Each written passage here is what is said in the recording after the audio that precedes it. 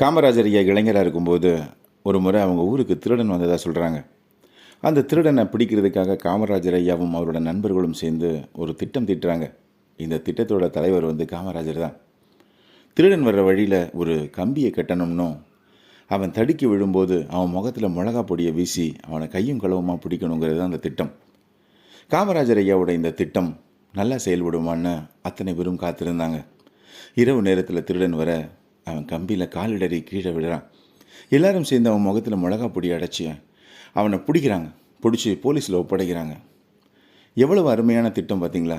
இளமையிலேயே இந்த மாதிரியான திட்டங்களை தீட்டினவர் காமராஜர். வரும் காலங்களில் இவர் தான் தமிழகத்துக்கான அத்தனை திட்டங்களையும் தீட்ட போகிறாருனோ, அல்லது 9 ஆண்டு காலம் தமிழகத்துக்கு ஒரு பொற்கால ஆட்சி கொடுக்க போகிறாருனோ, இன்னைக்கு வரைக்கும் மக்கள் மனசில் நீங்காமல் எப்பவும் உட்கார போகிறாருனோ அப்போ யாருக்கும் தெரியாது. காமராஜர் ஐயா சிறு வயதிலேயே பல திட்டங்கள், இந்த மாதிரியான திட்டங்கள் போட்டு அதை வெற்றியும் அடைய செய்தார். காமராஜர் ஐயா என்றுமே